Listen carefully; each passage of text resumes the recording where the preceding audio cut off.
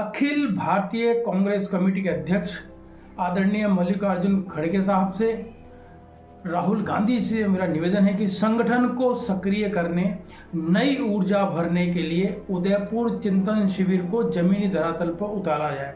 आइए आपको इस चिंतन शिविर में हुए फैसलों की संपूर्ण जानकारी देते हैं। अखिल भारतीय कांग्रेस कमेटी AICC का चिंतन शिविर, जिसे नव संकल्प चिंतन शिविर के नाम से जाना गया, राजस्थान के उदयपुर जिले में 13 से 15 मई 2022 तक आयोजित किया था। यह शिविर कांग्रेस पार्टी के लिए एक महत्वपूर्ण आयोजन था, जिसमें संगठनात्मक चुनाव, राजनीतिक रणनीति और आगामी चुनावों की तैयारी पर गहन विचार मंथन किया गया। इस शिविर में पार्टी नेतृत्व ने कई प्रमुख मुद्दों पर चर्चा की और भविष्य की दिशा तय करने के लिए प्रस्ताव पारित किए। नीचे इस चिंतन शिविर में चर्चा किए गए प्रमुख मुद्दे ये देखिए। पहला मुद्दा, संगठनात्मक चुनाव। 50% युवाओं को भागीदारी। संगठन में 50 साल से कम उम्र के नेताओं को और कार्यकर्ताओं को 50% प्रतिनिधित्व देने का प्रस्ताव पारित किया गया। इसका उद्देश्य पार्टी में नई ऊर्जा और युवा नेतृत्व को बढ़ावा देना। एक व्यक्ति एक पद। यह नियम लागू किया गया कि कोई भी नेता एक समय में केवल एक पद पर रहेगा, ताकि अधिक लोगों को जिम्मेदारी मिल सके। 5 साल की सीमा। किसी भी पद पर कोई व्यक्ति 5 साल से अधिक नहीं रहेगा, जिससे नए चेहरों को अवसर मिले। प्रशिक्षण संस्थान। नेताओं और कार्यकर्ताओं को पार्टी की नीतियों, विचारधारा और समसामयिक मुद्दों पर प्रशिक्षण देने के लिए एक राष्ट्रीय प्रशिक्षण संस्थान की स्थापना का प्रस्ताव रखा गया। इसे केरल के Rajiv Gandhi institute of development studies से शुरू करने की बात हुई। चुनाव प्रबंधन विभाग। हर चुनाव की प्रभावी तैयारी के लिए AICC स्तर पर एक इलेक्शन मैनेजमेंट डिपार्टमेंट बनाने का निर्णय लिया गया। प्रदर्शन मूल्यांकन। संगठन के सभी स्तरों पर AICC, PCC, DCC पर पदाधिकारियों के कार्य का मूल्यांकन करने की व्यवस्था शुरू करने पर सहमति बनी, ताकि बेहतर प्रदर्शन करने वालों को प्रोत्साहन और निष्क्रिय लोगों को हटाया जा सके। राजनीतिक मामलों की समिति PAC। हर प्रदेश में 8-10 वरिष्ठ नेताओं की एक PAC गठित करने का फैसला हुआ, जो राज्य से जुड़े मुद्दों और गठबंधन पर निर्णय लेगी। सेकंड है राजनीतिक रणनीति। 2024 लोकसभा चुनाव और विधानसभा चुनाव शिविर में 2024 के लोकसभा चुनाव और 2022-23 में होने वाले विधानसभा चुनाव गुजरात, हिमाचल प्रदेश, राजस्थान, मध्य प्रदेश, छत्तीसगढ़, कर्नाटक आदि की रणनीति पर मंथन हुआ। पार्टी ने केंद्र सरकार के खिलाफ महंगाई, बेरोजगारी और निजीकरण जैसे मुद्दों पर प्रमुखता से उठाने का प्लान बनाया। पद यात्रा और जन आंदोलन। देश भर में पद यात्राएं और आंदोलन आयोजित करने का निर्णय लिया गया, ताकि जनता के बीच पार्टी की पहुंच बढ़े। इसका एक उदाहरण भारत जोड़ो यात्रा थी, जिसकी योजना बाद में शुरू की गई। भाजपा के खिलाफ आक्रामक रुख।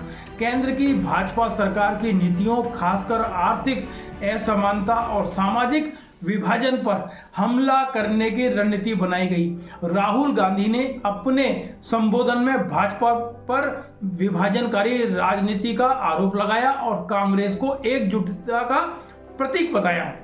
सामाजिक न्याय और सशक्तिकरण। आरक्षण और समावेशिता। SC, ST, OBC, अल्पसंख्यकों और महिलाओं के लिए संगठन और सरकार में अधिक प्रतिनिधित्व देने पर जोर दिया गया। बहुसंख्यक वोटरों को जोड़ने की रणनीति भी बनाई गई। एक परिवार एक टिकट। यह नियम लागू किया गया कि एक परिवार से केवल एक व्यक्ति को चुनाव में टिकट दिया जाएगा, जब तक कि दूसरा सदस्य कम से कम 5 साल तक संगठन में सक्रिय कार्य न करे। इसका मकसद वंशवाद के आरोपों को खत्म करना था। आर्थिक मुद्दे। महंगाई और बेरोजगारी। केंद्र सरकार की नीतियों को जनता के लिए हानिकारक बताते हुए इन मुद्दों पर व्यापक अभियान चलाने की योजना बनी। निजीकरण का विरोध। सार्वजनिक क्षेत्र के उपकरणों के निजीकरण के खिलाफ रुख अपनाया गया और इसे जनता के बीच ले जाने का फैसला हुआ। किसानों के मुद्दे। किसानों की समस्याओं पर चर्चा के लिए एक कमेटी गठित की गई, भूपेंद्र सिंह हुड्डा, टी.एस. सिंहदेव, नाना पटोले, प्रताप सिंह बाजवा, अरुण यादव, शक्ति सिंह गोयल, जिसने अपनी रिपोर्ट में कृषि संकट पर ध्यान देने की सिफारिश की। 5वां, किसान और किसानों की आय बढ़ाने, कर्ज माफी और न्यूनतम समर्थन मूल्य एमएसपी को कानूनी दर्जा देने जैसे मुद्दों पर चर्चा हुई। पार्टी ने किसानों के हित में आंदोलन को तेज करने की योजना बनाई। 6, युवा और रोजगार युवाओं को रोजगार के लिए अवसर बढ़ाने और उनकी भागीदारी सुनिश्चित करने के लिए नीतियां बनाने पर विचार हुआ। युवाओं को संगठन में जोड़ने के लिए प्रशिक्षण और नेतृत्व के अवसरों पर जोर दिया गया।